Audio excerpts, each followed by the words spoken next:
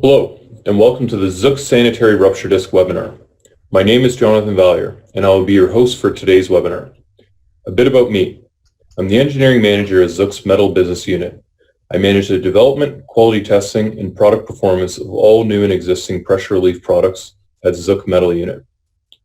For anyone that may not be familiar with Zook, we're a global market leader with over 90 years of manufacturing expertise of high-quality metal and graphite rupture discs, as well as other pressure relief products.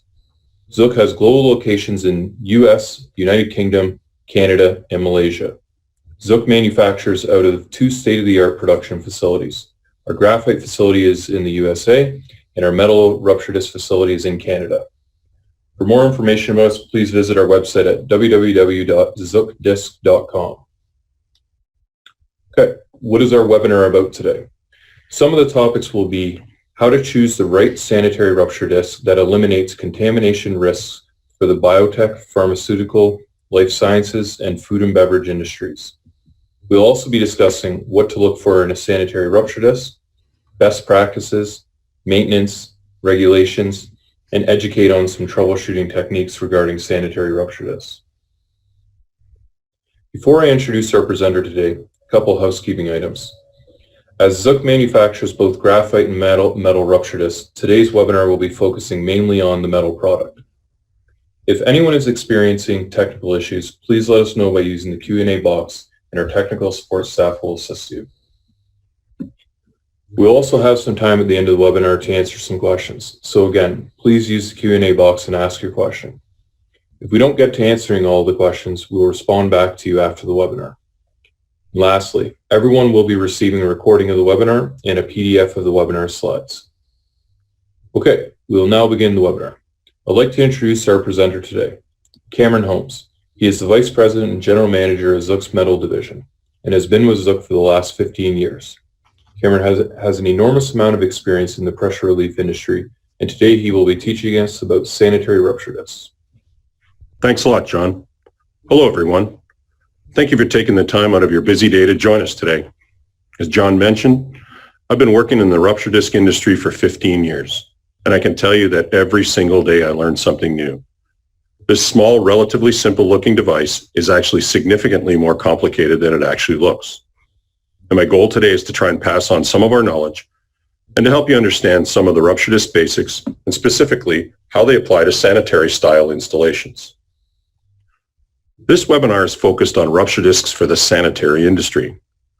These are industries such as food and beverage, pharmaceutical processing, biotechnology, and life sciences.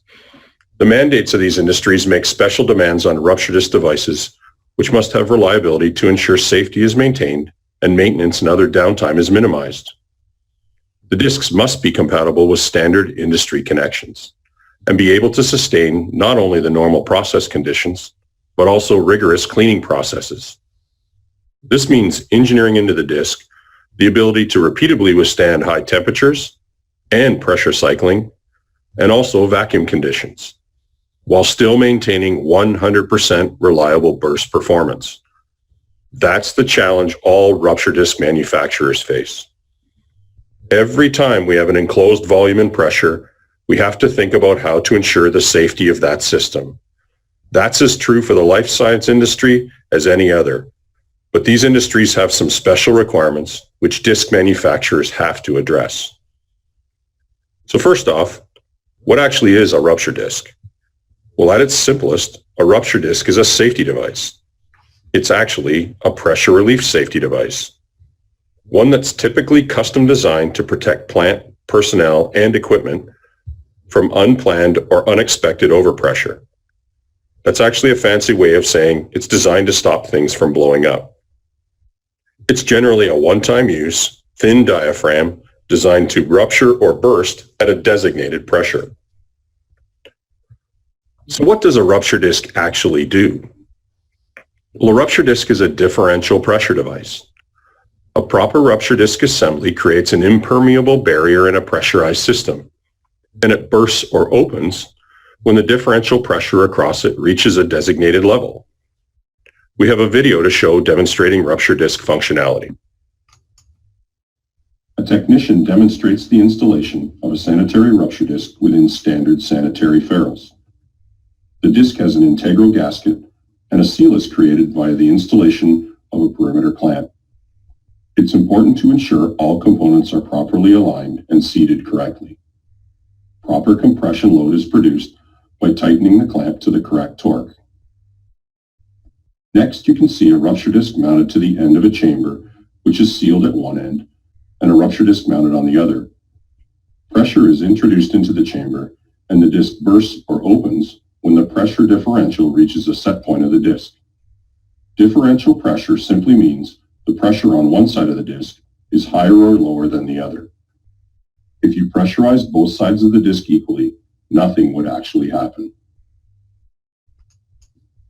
A simple way to explain what a rupture disc is and what it does is to understand that a rupture disc is to a pressurized system what a fuse is to an electrical system. It's a one-time use pressure relief safety device. So what are the advantages of rupture discs? Why use a rupture disc at all? Well, first and foremost, for safety and protection. Protection of equipment, plant, and personnel. Pressure and pressurized systems are all around us, and an overpressure situation can be extremely dangerous. Rupture discs are passive devices with no moving parts. They provide leak-tight seals and are available in a wide variety of corrosion-resistant materials. Rupture discs are low-maintenance devices with very high reliability. They're a time-tested, tried-and-true safety product. Rupture discs are extremely fast-acting, typically going from closed to fully open in less than 3 milliseconds. Rupture discs are a very effective, low-cost solution to a pressure relief requirement. In addition to a sanitary rupture disc, there's another method of pressure relief that most of you may be aware of, and that's a pressure safety relief valve. A safety relief valve is typically a reclosing device. Why would you therefore ever use a single-use rupture disc instead of a relief valve? Well, first and foremost is cost.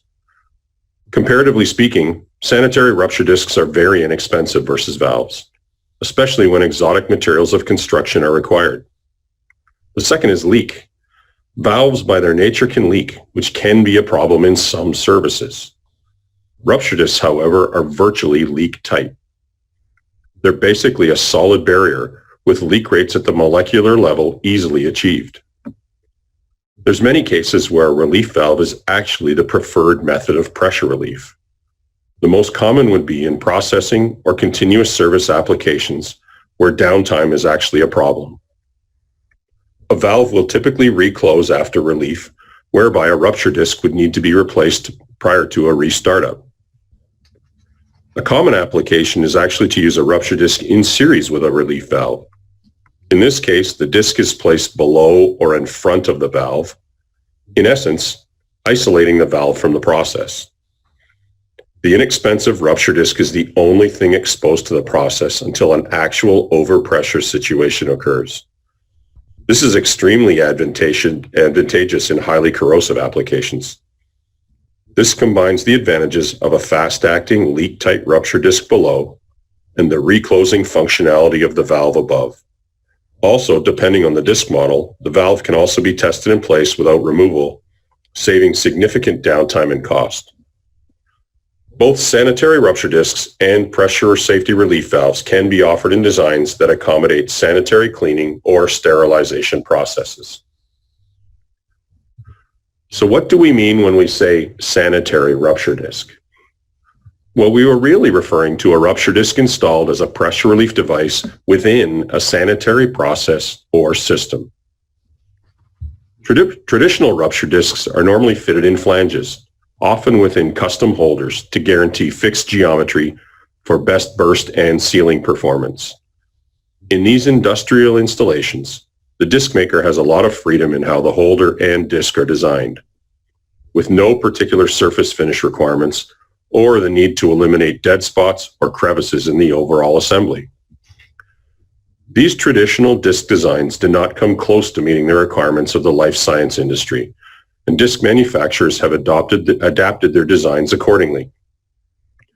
The designs that have developed are discs designed to fit standard life science connections, taking the place of standard gaskets normally used to seal these couplings.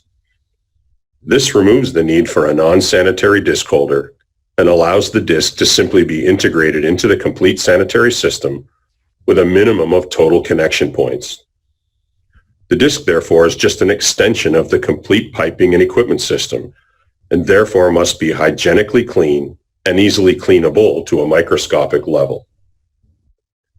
In sanitary systems, residual holdup of product cannot be tolerated, nor can any system that facilitates the onset or growth of bacteria.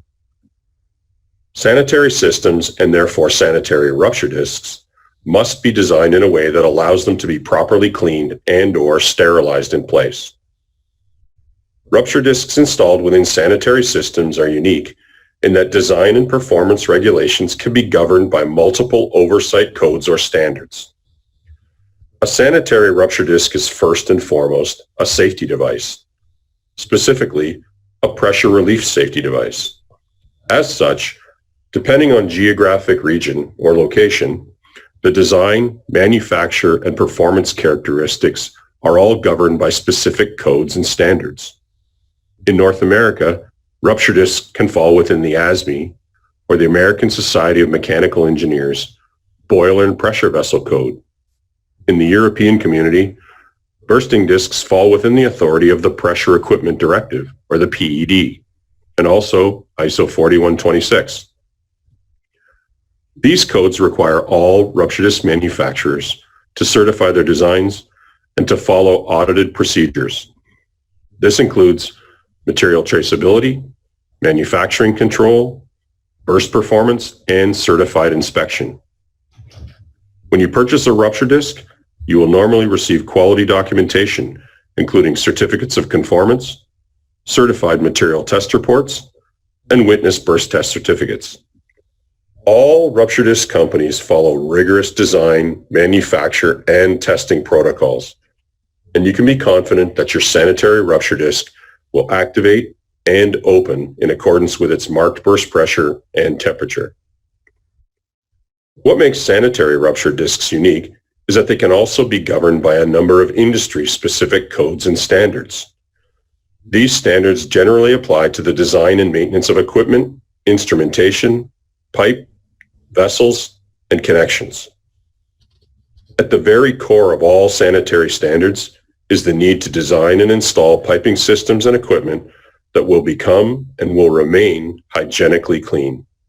They must be drainable and cleanable to a microscopic layer. Various standards define overall system parameters and will focus on product contact surfaces such as design for sterility and cleanability, dimensions and tolerances for welds, piping, fittings, instrumentation, and clamps, the raw material specifications and surface finishes, also gaskets and seals. The ASME Bioprocessing Equipment, or BPE standard, was created for the pharmaceutical industry. The 3A series of sanitary standards and accepted practices has its origins in the dairy industry. Organizations such as the International Association of Food Protection, the European Hygienic Engineering and Design Group, the Food Safety and Inspection Service, the United States Food and Drug Administration, and many others all have unique standards or regulations for sanitary systems. There are also ongoing attempts by organizations such as the American National Standards Institute to harmonize standards and to allow engineers to make use of multiple industry standards on a single project. It's important to know, however, what the local pressure relief and sanitary regulations are for your own particular application. Rupture disc design and sales engineers will need this information in order to provide the correct engineered solution. So how to go about selecting the best sanitary rupture disc for your application? Well, first off, sanitary rupture discs do not install into holders and flanges. Rather, they're typically installed within sanitary ferrules and held in place by custom-designed clamps. This makes their design and options very unique in the pressure relief industry. All sanitary rupture disc manufacturers have sales engineers specifically trained to provide the best engineered solution to your pressure relief needs. You do, however, need to know your own particular requirements. Discs come with many options, each of which can be critical to the success of your installation. You first need to know your process standard operating conditions. This includes the process medium, your system maximum allowable working pressure, the specified disc burst pressure and allowable manufacturing design range, the system operating pressure and operating ratio, and the potential for exposure to vacuum or back pressure. You also need to know the nominal size of the piping system and the style of fittings the discs will be installed within.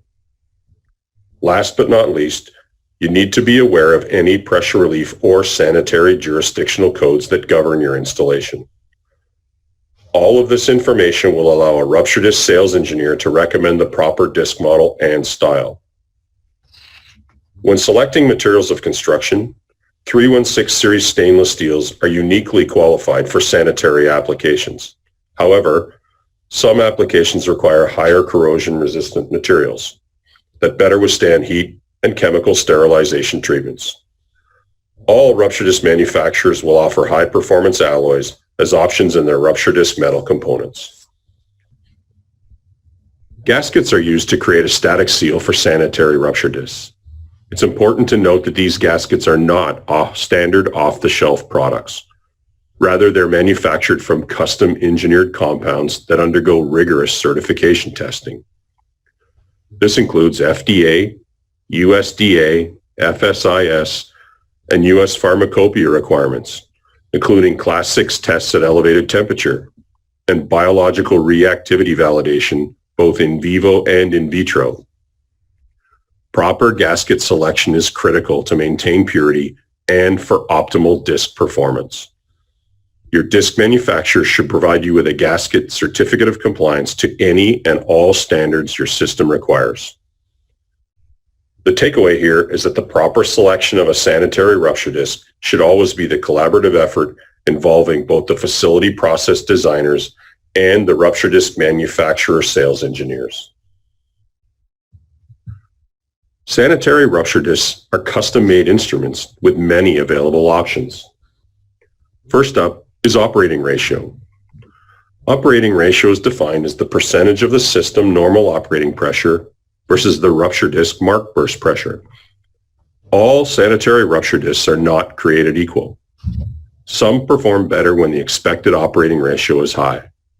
All rupture disc manufacturers have published recommended maximum operating ratios for their disc models, and the appropriate model and/or operating ratio option is critical to overall performance. Remote or integral burst and/or leak indication can be added to most discs. These indication systems activate either by the opening of the disc or the subsequent flow of pressure relief. And when connected to an electrical alarm, they allow for immediate notification of an overpressure event. Many sanitary rupture discs can be manufactured from electropolished stainless steel material. Electropolishing effectively dissolves a minute layer of the surface of a metal. This allows the disc manufacturer to certify the smoothness or RA rating of the material, and also results in the dual benefit of removing impurities from the surface and increasing the chromium to iron ratio, effectively repairing the surface and improving overall corrosion resistance. Electropolishing should always be performed in accordance with known standards, such as the ASME BPE, and your rupture disc manufacturer should provide you with a certificate stating compliance. Some sanitary sterile boundary surfaces require passivation. Rupture disc components can be passivated normally in accordance with ASTM standards, which removes iron and contaminants from the surface. Special factory cleaning and preservation requirements can also be completed. This would include surface cleaning, preparation for flammable services, and nitrogen purged and sealed bagging. It's important to note that not all options can be applied to all disc models. Similar to the selection of the disc itself, the addition of any options to a sanitary rupture disc should always be a collaborative effort. This will ensure a successful installation. There are no specific maintenance tasks that can be performed on sanitary rupture discs. There's nothing to repair, to replace, to maintain, or to modify. They are passive tamper-proof devices with no moving parts to malfunction under normal operating conditions. They simply react instantaneously to their environment. They are by design the weakest point in a pressurized system, and by design, they have no built-in safety margin or allowance. People do ask us all the time, how long does a rupture disc last? The truth is, nobody knows, and scheduled preventative maintenance is always recommended. In the absence of actual installation history, we suggest starting with the lesser of a 1-year interval between scheduled maintenance disc replacement or whenever gasket service life changeout protocol is required.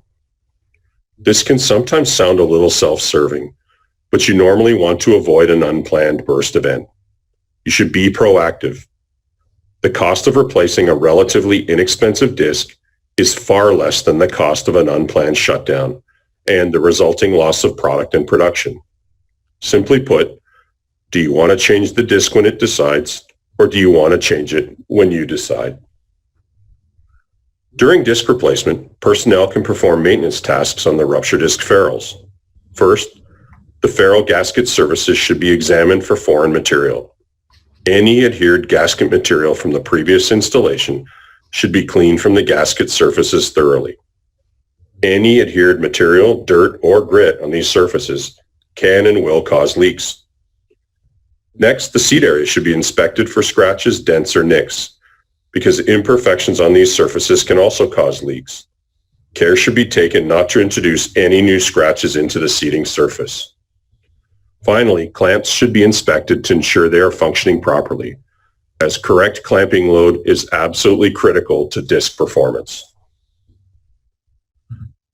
The main challenges of using rupture discs in sanitary applications are ensuring proper practices are in place to keep the discs clean, that proper specifications and materials of construction are selected, and that proper handling protocols are always followed. Rupture discs are deemed to be classified as either inline, insertion, or at-line instruments, and in many installations, they actually form part of the sterile boundary. As such, sanitary rupture discs are designed to both minimize the potential for residual holdup of product and to not facilitate the onset and growth of bioburden or bacteria. Every component of a sanitary rupture disc must be designed with this in mind. The disc shape, the gasket design, any cavities or transition points, all must follow strict industry geometry and allowances. A rupture disc pressure relief connection in a sanitary environment should be designed with clean in place or CIP capabilities. However, care should be taken to ensure the cleaning process does not damage or negatively affect the rupture disc. Some installations also require sterilize in place or SIP capabilities. Saturated steam is normally used in order to eliminate detrimental bacteria and to allow the process and components to remain stable. A disc and its materials of construction must be carefully selected in order to ensure all components are suitable for exposure to the required steam temperature. Sanitary rupture discs are small in diameter and normally are set to activate at relatively low pressures. This means they are fabricated from fairly thin foil components and can be easily damaged. They are delicate instruments and should be treated accordingly. Always follow manufacturer instructions for safe handling and installation. And finally, proper selection of materials of construction is critical to avoid corrosion, contamination, and poor disc performance. It's important to remember that a rupture disc is a safety device that's designed to burst. Some people say designed to fail, but we like to say designed to burst or activate at an exact point. But like any engineered mechanical device, things can happen to affect performance. And this is when disc manufacturers have to use some detective work. First and foremost, rupture discs will not last forever. They are tension or compression loaded devices exposed to various forces, temperatures, etc., and therefore they will fatigue. Sometimes bursting low is simply a case of service life. Another cause of fatigue can be operating ratio. It's important to understand marked burst pressure versus specified and manufacturing design range to ultimately know what pressure level of disc you will receive, and to ensure the sanitary rupture disc you have is properly spec'd for your installation. Discs installed in systems that will be exposed to vacuum or back pressure put added strain on the device. This push-pull effect can lead to a reduced service life. It's important to let your sanitary rupture disc sales engineer know full operating conditions so that your manufacturer can supply the best product solution. Various disc designs or options will perform better in this condition. There are multiple ferrule standards used throughout the world, each with its own design standard and internal geometry. Installing a disc within the incorrect ferrule can lead to unwanted disc movement and therefore fatigue. Sanitary rupture discs are an excellent solution for pressure relief, but why do they fatigue? The reason is that they are solid-state devices with no moving parts. As such, by design, they have no built-in safety margin. This is at the same time both a blessing and a curse, as the lack of safety margin is what ensures a rupture disc will always activate correctly, but it's also what gives the disc a limited service life. Sanitary rupture discs are engineered products, but they can be delicate and fragile. Most sanitary rupture discs are what is known as reverse acting, and any minor damage to the disc dome, such as that seen in this picture, will negatively affect performance and cause the disc to burst or collapse low. Damage is a general term used to describe any negative effect to the disc itself. All disc manufacturers will take extreme care to fabricate, package, and ship you their discs, but handling in the field is just as critical. Discs should always be handled by their edges or tags. Never touch the disc dome. Never set the disc down on its dome. Sanitary discs install in ferrules, which must be spread apart to allow the disc to be installed without dome damage. A disc showing signs of damage should not be installed. Unsupported piping either upstream or downstream of the disc can place torsional loads on the ferrule connections. Similar issues can result from misaligned or unparalleled piping. Any of these conditions can put unwanted stress into the disc, causing damage and or fatigue.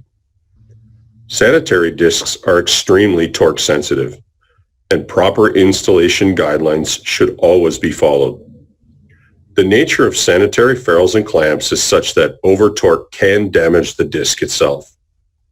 Always use a torque wrench or torque nut to ensure the proper perimeter and vertical loads are applied to the disc and gasket. Care should be taken to ensure the disc dome cannot be compromised during sterilization processes or by the jet from spray-type cleaning. Cleaning spray balls can cause high-pressure point loads, and it's not a good idea to have a disc in direct line of fire from a jet or spray-type cleaning. In these cases, the disc should be moved to provide protection from the direct contact and subsequent damage. Disc damage in the field is the single largest cause of sanitary nuisance bursts. I use the term nuisance burst loosely, and what I mean is a burst at a level lower than marked or expected. These nuisance bursts can still be expensive or result in significant loss of product or time, or both, and they always need to be avoided. It's important to realize that a rupture disc assembly is typically just a joint or a connection point in a pressurized system. All sanitary rupture disc manufacturers have detailed installation instructions for their designs. Following these is critical to achieve a leak-tight connection. Sanitary rupture discs utilize gaskets to seal the connection. Therefore, gasket style, and more importantly, gasket integrity, is a critical component in ensuring a proper seal. Always ensure the ferrule gasket face is clean and that the bead channel is clear.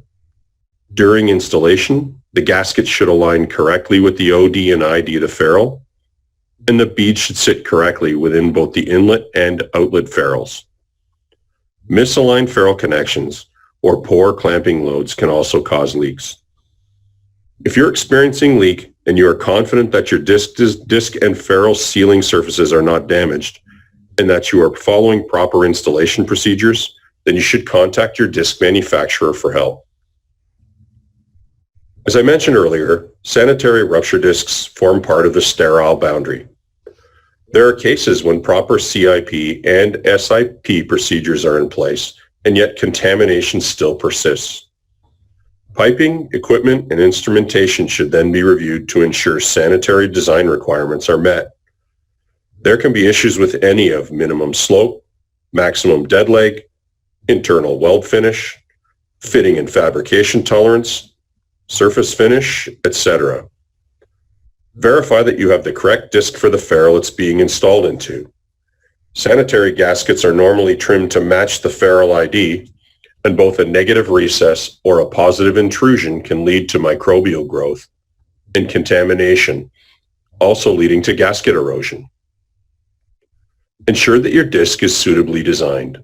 Not all discs are created equal, and not all are designed for all applications. Discs certified to sanitary standards such as 3A have their components and geometry certified for sanitary service. Avoiding contamination is at the very foundation of a sanitary process, and as the disc is normally part of the sterile boundary, keeping it clean while not affecting its performance is critical to a successful installation. If you're experiencing performance problems with your sanitary rupture disc installation, what can you do? Well, first of all, have the installation history at hand. Is this a new or existing installation? How long has the disc been installed? Have any of the process conditions changed? Valves, fittings, piping, etc. Have problems begun with a recent shipment of product? Take pictures, plenty of pictures. The disc, the ferrule setup, upstream and downstream piping, all valuable information in diagnosing problems and engineering solutions. Have the lot number of the disc at hand. All manufacturers use lot numbers to control batches of product. This is critical for a manufacturing desk review. Next, contact the factory. Go through your channel partner, go through your sales office, whichever is the normal method of contact for you, but ultimately, your issue needs to make its way back to the factory. All disc manufacturers will have quality and technical support people available to help you. They will all take performance issues with their respective products seriously. We are all in the business of making safety products, and we take that responsibility very seriously. But please understand that remotely analyzing or forensically diagnosing performance problems is very difficult. We need your help. It's rarely the disc's fault. It's simply reacting to its environment, and it's up to both of us to figure out the best engineered solution. Before we wrap up, I wanted to take a moment to introduce you to a new product. A new product from Zook, a brand new line of rupture discs designed exclusively for the sanitary market. Utilizing patent-pending technology and incorporating new and unique design and manufacturing processes. It's called the Zook ZANITARY series. We've put together a short promotional video as part of our release, and we'd like to show it to you now.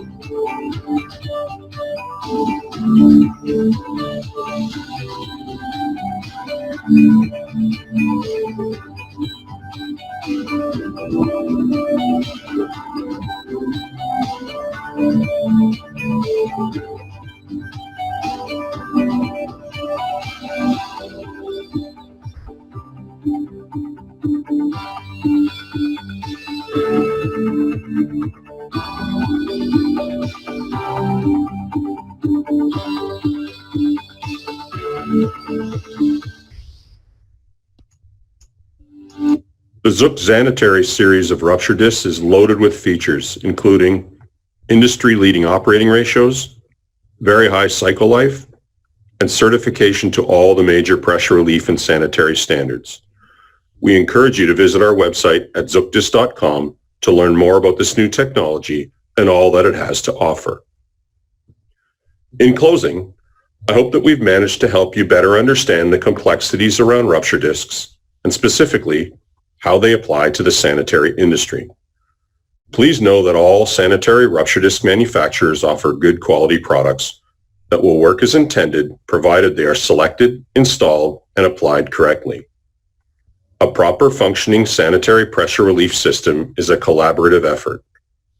If the proper disc design is selected and proper cleaning, handling, and maintenance schedules are followed, you can be confident that your sanitary pressure relief needs will be safely controlled. Thank you all for listening.